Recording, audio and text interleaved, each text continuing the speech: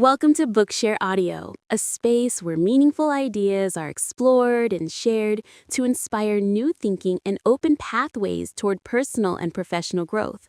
In today's feature, we dive into 0 to 1, Notes on Startups, or How to Build the Future, a book that challenges conventional ideas about progress, competition, and innovation.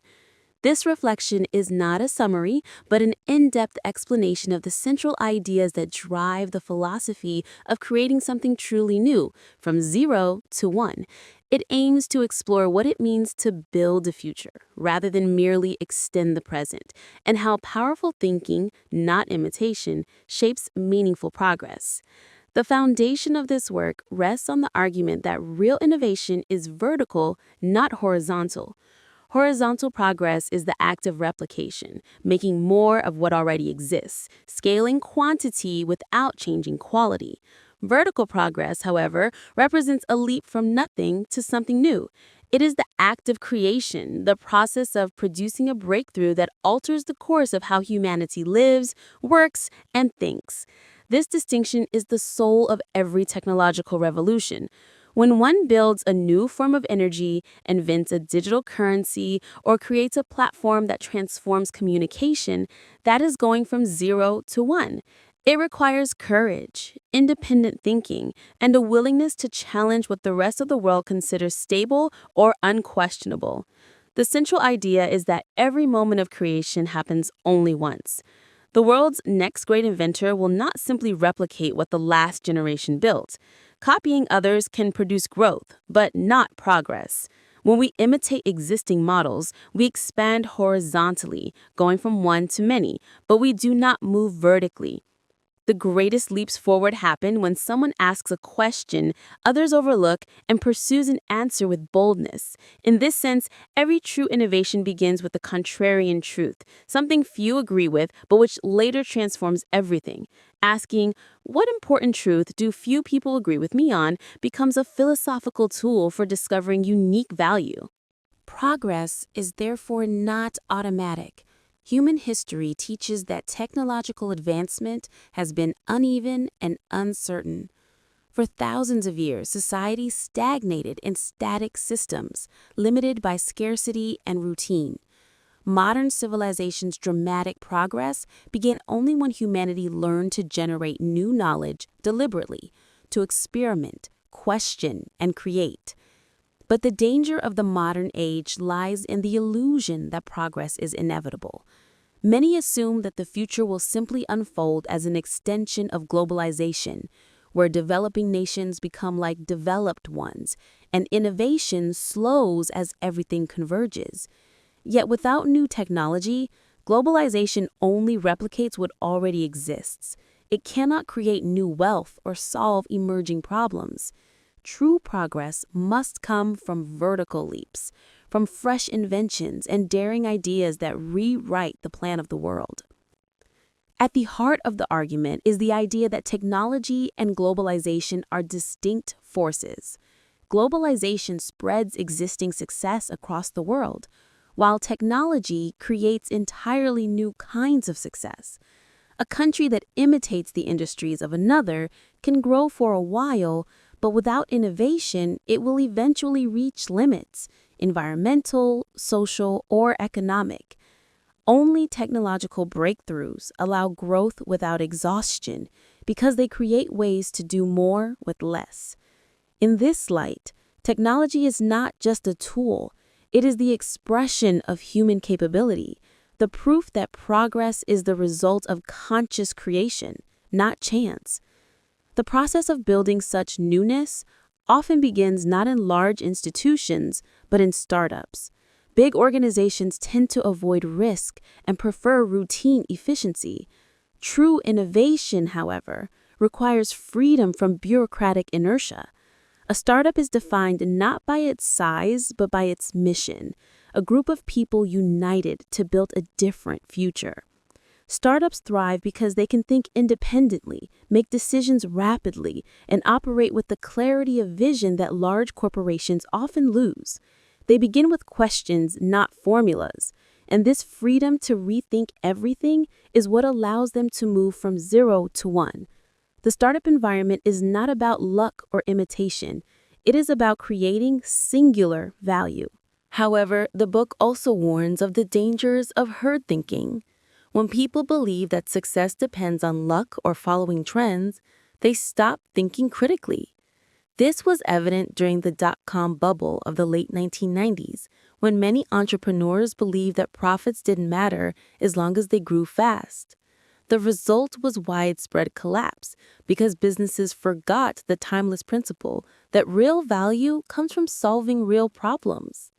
Success requires a plan, even if imperfect. The idea of being lean and flexible sounds appealing, but if one never commits to a vision, one never builds anything enduring. Experimentation without direction becomes chaos. A good plan, even if flawed, guides learning. No plan at all leads nowhere. From this observation emerges a core philosophy: boldness is better than triviality. Many people fear risk and prefer small, incremental steps, but playing it safe often guarantees mediocrity. It is far better to pursue something ambitious and meaningful, even at the cost of failure, than to be stuck refining what already exists. Equally, a bad plan is better than none because it provides structure for refinement. Most importantly, monopoly, not competition, is what truly drives innovation.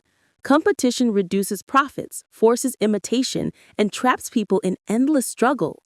Monopolies, by contrast, create space to think, improve, and invest in the future. A creative monopoly, built on unique technology, vision, or skill, benefits not only its creators, but society, because it adds something genuinely new to the world. This view challenges conventional economics, which idealizes perfect competition. In a competitive market, no firm can make sustained profits. They all fight to offer the same thing at lower prices until none survive. In contrast, a monopoly creates and captures unique value because no other company can easily replicate what it does. A monopoly is not necessarily harmful. It can be a source of stability and innovation. Google, for instance, dominates search because its technology is uniquely efficient. This monopoly allows it to invest in new ventures, from artificial intelligence to clean energy, because it has the resources to look beyond daily survival. Competition might produce efficiency, but monopoly produces progress. Yet society is trained to worship competition. From school to career, people are told to outperform others rather than to think differently. The education system measures success by comparison, not creativity. Students chase grades, not ideas, and professionals chase promotions, not innovation. This mindset extends into business, where companies mimic rivals rather than inventing their own path. The ideology of competition becomes so ingrained that people no longer question it. But true greatness comes not from beating others at their game. It comes from creating your own. The obsession with competition also leads to destructive behavior. Rivalries waste energy that could be used for creation. History shows that companies locked in fierce competition often destroy themselves. When two giants like Microsoft and Google fought to dominate overlapping markets, they became so focused on outdoing each other that they missed new opportunities, allowing Apple to surpass them with the iPhone. Competition encourages imitation, not originality, and drives people to fight for small gains rather than build lasting value. The more a business competes, the more it resembles its competitors until no one can tell them apart. True innovation requires independence of thought, the courage to ignore the crowd. To create something that endures, one must also understand the value of time and endurance. Great businesses are not measured by immediate growth, but by long-term cash flow. Many startups chase rapid expansion, celebrating metrics like user counts and downloads, but they forget to ask the most critical question: will this business still exist 10 years from now? Sustainable companies think in decades, not quarters.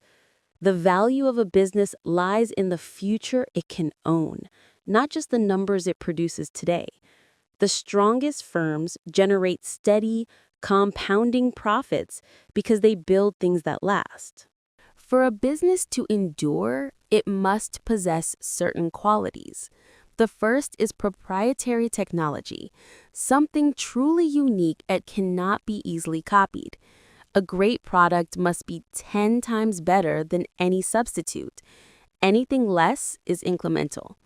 The second is network effect, the principle that a product becomes more valuable as more people use it.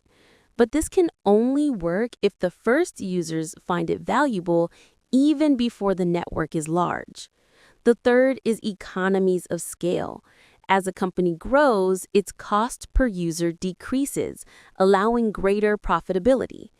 Finally, strong branding unites technology, trust, and identity into a coherent experience.